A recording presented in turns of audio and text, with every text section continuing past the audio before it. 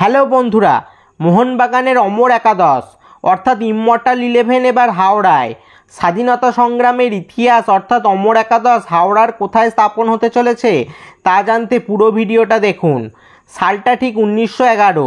British শাসনে তখন প্রাণ ওষ্ঠাগত ভারতবাসীর। ঠিক সেই সময় পরাধীন ভারতবর্ষকে ভারতবর্ষের মানুষের মধ্যে ব্রিটিশ তাড়ানোর বারুদ জোগাচ্ছে মোহনবাগান ফুটবল ক্লাব। পরাধীন ভারতবর্ষে তখন সর্বোচ্চ স্তরের ফুটবল টুর্নামেন্ট ছিল আইএফএ শিল্ড, যেখানে ব্রিটিশ রেজিমেন্টের দলগুলিরই দাপট ছিল একচেটিয়া।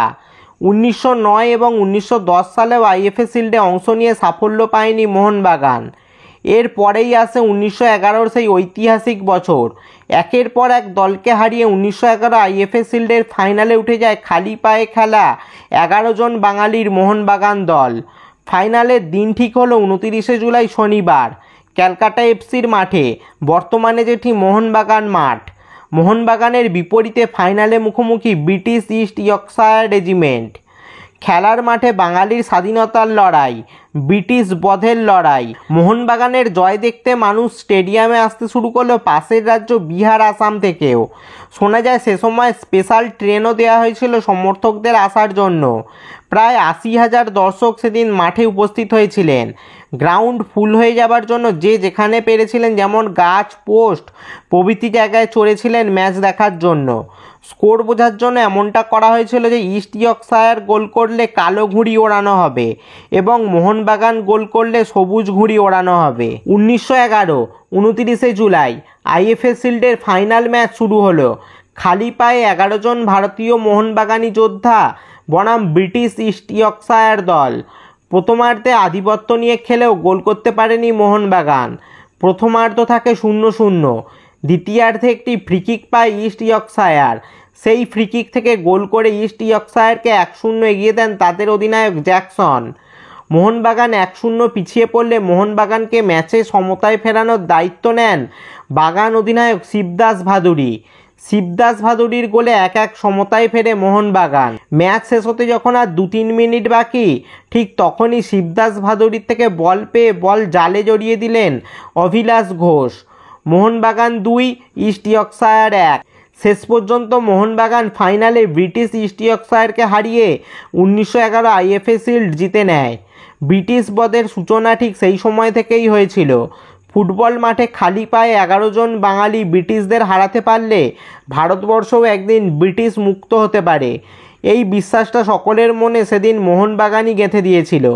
পরাধীন ভারতবর্ষে 11 জন বাঙালি মোহনবাগান ফুটবলার সেদিন ফুটবল মাঠে 11 জন বুট পরা ইংরেজদের হারিয়ে প্রথম স্বাধীনতার স্বাদ এনে দিয়েছিলেন। সেই অমর একাদশ ইমমর্টাল 11-এর 11 জন সদস্য হলেন হীরালাল মুখার্জি গোলকিপার, ভুটি শুকুল, সুধীর চ্যাটার্জি, মনমোহন মুখার্জি, রাজেন সেনগুপ্ত, নীলমাধব ভট্টাচার্য, কানু রয়, হাবুল সরকার, অভিলাষ ঘোষ, বিজয় দাস ভাদুড়ী এবং ক্যাপ্টেন শিবদাস ভাদুড়ী। তো বন্ধুরা, তোমরা যদি মোহনবাগানের এই অমর একাদশের প্লেইং 11 ফরমেশান দেখতে চাও তো কমেন্টে আমি লিঙ্ক দিচ্ছি, লিঙ্কে ক্লিক করে সেখানে গিয়ে ব্রিটিশদের বিরুদ্ধে খেলা মোহনবাগানের প্লেইং 11 দেখে আসো। এই 11 জন বাঙালি মোহনবাগানিকে স্মরণ করে এবার হাওড়ায় অমর একাদশকে স্থাপন করা হচ্ছে। এবার প্রপার লোকেশানটা বলে দিই। হাওড়ার আন্দুলে ঠিক স্টেশন রোড পেট্রোল পাম্পের সামনে এই অমর একাদশকে স্থাপন করা হচ্ছে। আগামী 27 জুলাই 2025 রবিবার বিকেল 5টায় দুইলা স্টেশন রোড পিসি রয় রোডের ক্রসিংয়ে হাওড়ার প্রথম অমর একাদশ 1911 স্থাপন অনুষ্ঠানে আপনার উপস্থিতি একান্ত কাম্য। আবারও বলে দিই, 27 জুলাই 2025 বিকেল 5টায় সবাই চলে আসুন হাওড়ার আন্দুল স্টেশন রোড পেট্রোল পাম্পের সামনে এই অমর একাদশ স্থাপন অনুষ্ঠান দেখতে। এই মহৎ কাজটি সম্পন্ন করতে দুইলা গ্রাম পঞ্চায়েত এবং তুষারকান্তি ঘোষ মহাশয়ের অবদান অনস্বীকার্য। তো বন্ধুরা, 27 জুলাই বিকেল 5টায় হাওড়ার আন্দুল স্টেশন রোডে আসছো তোমরা? আমি কিন্তু থাকছি, চলে এসো সবাই। হাওড়ার ইতিহাসে এই প্রথম মোহনবাগানের অমর একাদশ স্থাপন হচ্ছে কোথাও। আন্দুলবাসী হিসেবে আমি গর্বিত এবং দুইলা গ্রাম পঞ্চায়েত এবং তুষারকান্তি ঘোষ মহাশয়ের কাছে চিরকৃতজ্ঞ। এই ধরনের মোহনবাগান ও ভারতীয় ফুটবল রিলেটেড ভিডিও পেতে অবশ্যই চ্যানেলটা সাবস্ক্রাইব করে দাও আর পাশের বেল আইকনটাও বাজিয়ে দাও। ফেসবুক থেকে ভিডিওটা দেখলে পেজটা অবশ্যই ফলো করে দাও, আর অবশ্যই নিচের কমেন্টে লিঙ্কে ক্লিক করে অমর একাদশ প্লেইং 11টা দেখে আসো সবাই। এটা আমার ইনস্টাগ্রাম আইডি, অবশ্যই ইনস্টাতে ফলো করে দাও আমাকে, আর ভিডিওটা লাইক শেয়ার করতেও ভুলবে না যেন। দেখা হচ্ছে পরের ভিডিওতে।